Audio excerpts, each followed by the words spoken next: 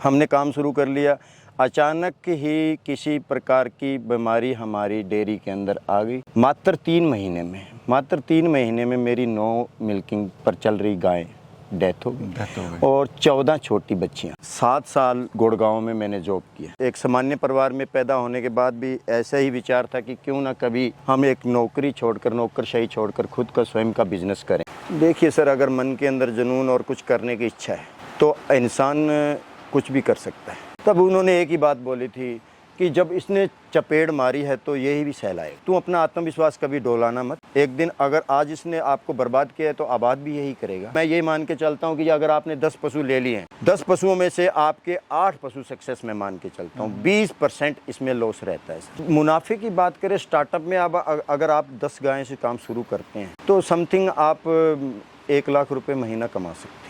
किसान भाइयों, आज मैं पहुंचा हूं पंजाब में। आज की वीडियो डेयरी फार्मर भाई के लिए काफ़ी इंपॉर्टेंट और काफ़ी महत्वपूर्ण होने वाली है, क्योंकि आज की वीडियो में हम आपको बताएंगे क्यों मेरा डेयरी फार्मर भाई फेल होता है, क्या उसको ऐसा करना चाहिए कि वो सक्सेसफुल डेयरी फार्म को चला सके। और किसान भाइयों, आज इस डेयरी फार्म पे मैं आपको लेके आया हूँ। इस फार्मर को बहुत ज़्यादा नुकसान हुआ, इनको डेयरी फार्म बंद करके जॉब करनी पड़ी, लेकिन उन्होंने हिम्मत नहीं हारी और उसी डेयरी फार्म को फिर से उन्होंने स्टार्टअप किया और आज ये महीने का 3 लाख रुपये इस डेयरी फार्म से कमा लेते हैं। तो आज की इस वीडियो में हम आपको कुछ ऐसी बातें बताएंगे जिसको करके आप डेयरी फार्मर में अच्छा खासा प्रॉफिट कमा सकते हैं। तो चलिए फटाफट से आपको सीधा मिलवाते हैं किसान भाई से। नमस्कार जी। कैसे हो भैया? बहुत बढ़िया सर। आज आपके गांव में आए हुए हैं, आपके फार्म पे आए हुए हैं जी। पहले तो अपना और अपने इस फार्म का छोटा सा एक इंट्रोडक्शन दे दीजिए। आपके और सभी देखने वाले दर्शकों को नमस्कार। मेरा नाम कुलदीप सिंह, सन ऑफ हरभजन सिंह, गाँव खैराखुर, तहसील सरदौलगढ़, पंजाब से बिलोंग करते हैं। सर, आपकी जर्नी बहुत ही ज़्यादा मोटिवेशनल है। आपने ऐसा किया कि लोग तो हिम्मत हार जाते हैं, वो छोड़ देते हैं काम को, काम ही बेकार है।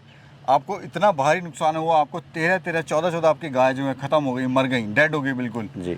आपने फार्म बंद कर दिया, लेकिन वो जुनून जो था वो आपको वापस खींच लाया डेयरी फार्म में। बिल्कुल। आपने 15-20 हज़ार की जॉब भी पकड़ी गुड़गांव में जी। लेकिन जो मन था वो अपने बिजनेस करने का ही था। बिल्कुल। करना है तो अपना धंधा ही करना है। बिल्कुल। वापस आप आए गांव में और आपने फिर से एक सक्सेसफुल डेयरी फार्म की शुरुआत कर दी जी। और आज इसी डेयरी फार्म से आप 3 लाख रुपए, 3.5 लाख रुपए महीने का कमा रहे हैं। बिल्कुल। सर, क्या वो जर्नी थी, क्या ऐसा हुआ आपके साथ, थोड़ा बताइए। दरअसल स्टोरी ये है कि हम किसान परिवार से हैं और हमारे पास घर में पशु तो रहते ही हैं 2-4।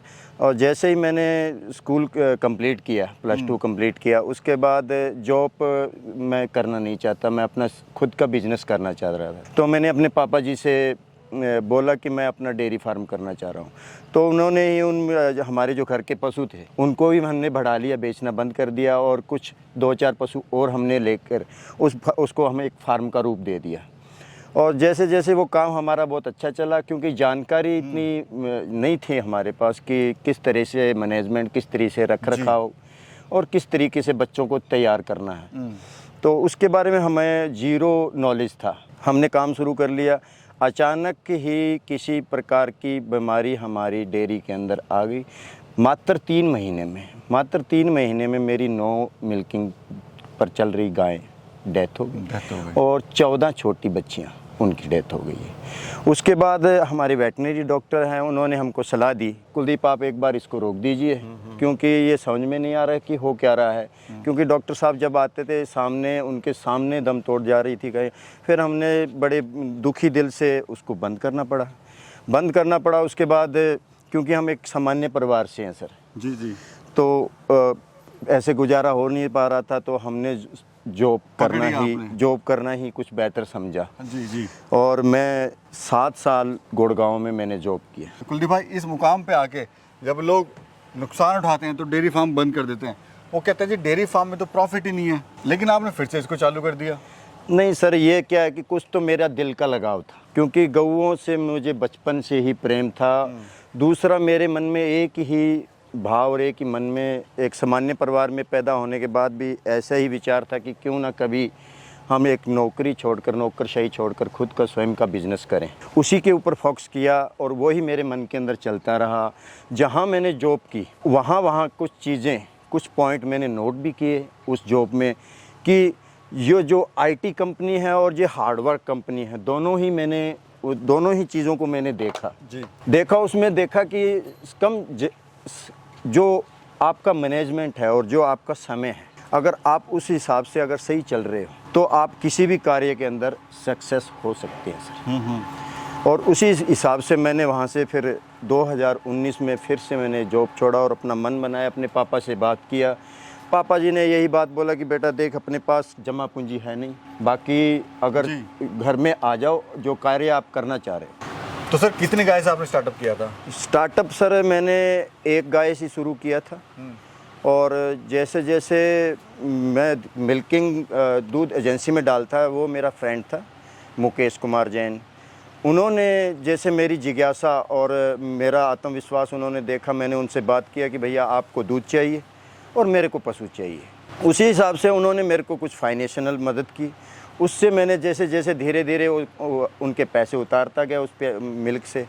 आज जो ये जो कारोबार आपको जो दिख रहा है, वो उसी तरीके से अपनी ही मेहनत से आज मैंने कारोबार खड़ा किया है। दरअसल देखने की बात अगर आए कि कम समय में इतना खड़ा करना, कि ये तो एक थोड़ा सा समझ में नहीं आ रहा है। अच्छा, आपने सर जो गाय थी वो आपने खरीदी नहीं है, जो लोग बाहर छोड़ देते हैं जी, आपने वो गाय पकड़ी? बिल्कुल। यानी आपका जो डेयरी फार्म पूरा 0 इन्वेस्टमेंट में स्टार्टअप हुआ है? बिल्कुल सर। वो क्या स्टोरी है सर? सर वो तो स्टोरी जैसे कि मैं बता ही रहा था कि आपको, एक मेरे दोस्त है, उनके एक गायियाँ थी। फर्स्ट गायियाँ हमने वो लेके आए, वो 2 से 3 लीटर दूध दे रही थी। तो वो बोल रहे या तो हम गौशाला डाल रहे हैं इस गैया को, तो उनके लड़के को चोट वोट लग गई थी तो उनको भी बंद करना पड़ा। वहाँ से जब मैं शहर से आया तो वो पहली गैया हम लेके आए। वो पहली गैया की जो बच्चियाँ है, ये जो बैठी है, ये फर्स्ट टाइम ये बच्चियाँ हमारी डेयरी में, उस गैया की पहली बच्चियाँ ये आई है।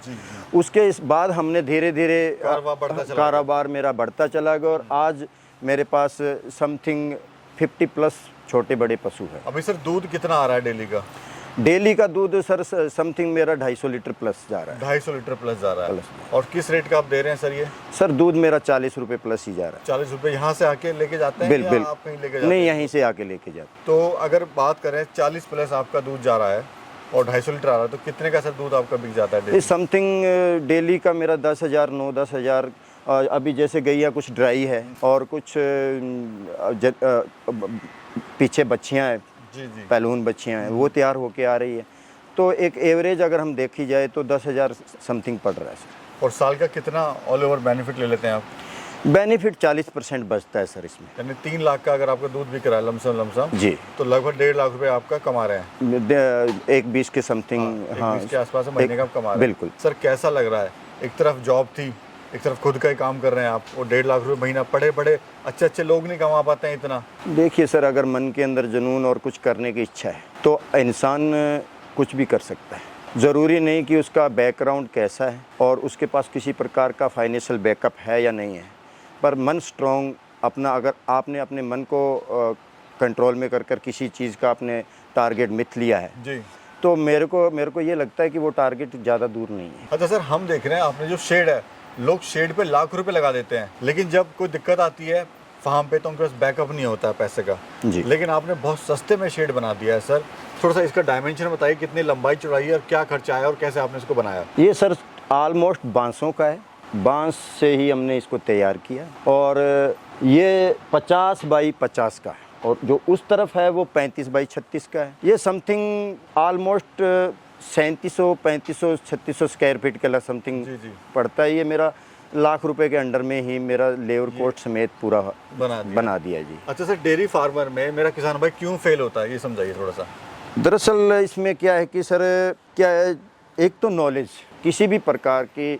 आज अगर हम आप बात देखें कि अमेरिका के अंदर फार्मर है जो सक्सेस क्यों है, एग्रीकल्चर में सक्सेस क्यों है, क्योंकि वहाँ पर जो उनको जो काम करना है उसकी वो पहले ट्रेनिंग लेते हैं। हमारे इंडिया में ऐसा कुछ है पर लेकिन वो सीमित है। मैं तो चाहता हूँ कि एक शिक्षा की तरह इसको बढ़ावा दिया जाए और एक फुल नॉलेज मिलने के बाद ही किसी कार्य को शुरू करना चाहिए।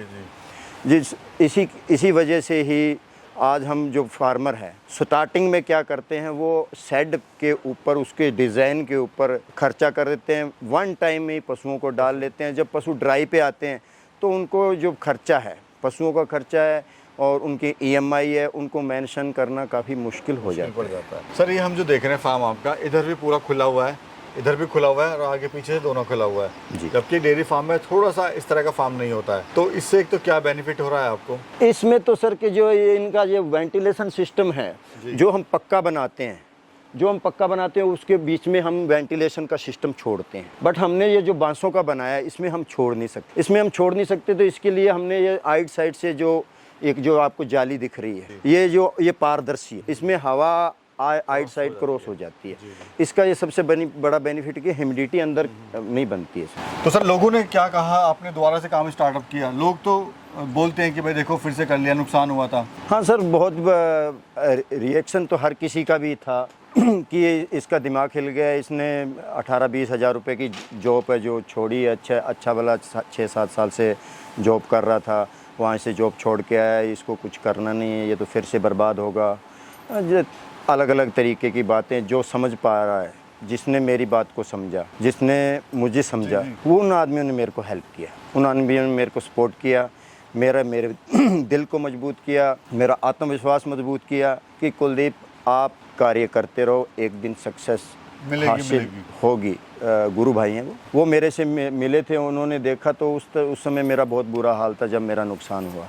तब उन्होंने एक ही बात बोली थी कि जब इसने चपेट मारी है तो यही भी सहलाएगा ये भी, तू अपना आत्मविश्वास कभी डोलाना मत, एक दिन अगर आज इसने आपको बर्बाद किया है तो आबाद भी यही करेगा। कुलदीप जी बताइए कि मेरा किसान भाई कैसे शुरुआत करे डेयरी फार्म की, और कितनी गाय से करे, या 10 गाय से अगर करता है तो खर्चा कितना आएगा और कितना उससे प्रॉफिट लेगा?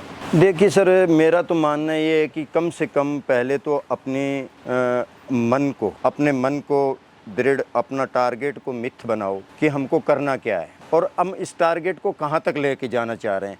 कुछ ऐसे देखा देखी वीडियो देख लेते हैं कि हमें ये फार्म देखा, इसने ऐसा काम किया, इसने वैसा काम किया। मैं ऐसी फालतू बातें नहीं बोलूँगा, मैं कहूँगा कि अगर आप पहले तो अपना बैलेंस देखें, सबसे पहले अपना बैलेंस देखें कि आपके पास कितनी गायों का बैलेंस है और कितनी गायों से आप काम शुरू करना चाहते हैं और कितनी गायों का काम शुरू कर लें। हाँ, मैनेजमेंट में ये आता है कि आप कंट्रोल कर पाओगे या नहीं किसी भी काम को। मैनेजमेंट यही होता है सर, ये नहीं है कि आपने एक समय का दूध निकाला, दूसरे समय का दूध निकाला, हरा चारा ये डाल दिया, वो डाल दिया, मैं मिलन मिक्सचर वगैरह, प्रॉपर मेडिसिन वगैरह कुछ कर रहा हूँ, इसका मतलब ये नहीं है। अगर आप बैकअप नहीं रख रहे हो, बैंक बैलेंस नहीं रख रहे हो, क्योंकि पशु ने आपको कमाई 6 महीने देनी होती, अगले 4 महीने में पशु 2 महीने तक तो वो अपना खर्चा पूरा करेगा, लेकिन आगे के जो 2 महीने आते हैं उसमें अपने आप को खिलाना पड़ता है, घर से खिलाना पड़ता है। अगर उस समय बैलेंस अगर आपके पास नहीं और आपने 10 पशु ले रखे और 10 पशु आपके एक साथ ड्राई हो गए हैं, तो आप अगर आपने खुद का पैसा नहीं, अगर आपने कहीं से EMI वगैरह कुछ फाइनेंशियल सपोर्ट लिए तो EMI भरना मुश्किल हो जाएगा। ज़रूरी नहीं है कि हम मनुष्य के अंदर भी बीमारियां आती हैं, इनके भी अंदर आती है। ज़रूरी नहीं है कि मैं ये मान के चलता हूँ कि अगर आपने 10 पशु ले लिए हैं, 10 पशुओं में से आपके 8 पशु सक्सेस में मान के चलता हूँ, 20% इसमें लॉस रहता है सर। आप अगर 10 पशुओं से काम शुरू कर रहे हैं तो आपने मन में यही बना के चलना है कि मेरा काम 8 पशु से ही चल रहा है, 2 पशुओं को आप होने के बाद भी भूलना पड़ेगा। क्या मुनाफा ले लेगा सर अगर बात करें? अगर मुनाफे की बात करें, स्टार्टअप में अगर आप 10 गायें से काम शुरू करते हैं तो समथिंग आप 1 लाख रुपए महीना कमा सकते हैं। अच्छा सर, इनको खाने में क्या खिलाते हैं? थोड़ा शॉर्ट में बात कर लेते हैं, क्या खिलाते हैं आप इनको खाने में? खाने में तो सर हम इसको जो धान का भूसा होता है जो लोग जलाते हैं वो हम अपने खेत से इकट्ठा कर लेते हैं, आइड साइड से हमें अड़ोसियों पड़ोसियों से भी इकट्ठा कर लेते हैं, और कुछ भूसा जो तूड़ी बोलते हैं कणक गेहूं की, वो भी हम अपनी इकट्ठी कर लेते हैं। दोनों ही प्रकार के हमारा ये भूसा है जो चलता है। दूसरा हरा चारा ग्रीन फोडर में हमारी जवार, मक्का, जई, बरसीम ये चलता है सर। और फीडिंग की अगर बात आ जाए तो फीड सर हम अपनी ही यूज़ करते हैं, जैसे कि गेहूं अपना खुद का हो गया है, और मक्का हम आप पंजाब में रहते हैं, मक्का हमारा आसपास में अपना स्वयं का ही मिल जाता है, अपने पड़ोसी भाइयों से ही मिल जाता है। बहुत ज़्यादा इन्वेस्टमेंट नहीं कर रहे हैं फीड हाँ, कुछ ज़्यादा इन्वेस्टमेंट नहीं। मेरा तो कहने का मतलब जो आप बाज़ार में जो फीडें आ रही हैं उन पे ट्रस्ट छोड़ो, अपना ही फीड आप तैयार कराओ, उसमें ही बेनिफिट है। अगर पशु का स्ट्रक्चर अच्छा है तो वो लैक्टेशन ज़्यादा दूध देगा लैक्टेशन में, और ज़्यादा परोजनी है उसकी क्षमता है वो ज़्यादा बढ़ेगी। सर अपना नंबर एक बार ज़रा बता दीजिए, कोई मेरा किसान भाई आपसे डायरेक्ट कॉन्टैक्ट करना चाहता है तो। 75-619-7555। बहुत बहुत शुक्रिया कुलदीप जी, आपने बड़ी अच्छी जानकारी दी हमारे दर्शकों को, उसके लिए आपका तहे दिल से धन्यवाद। नमस्कार।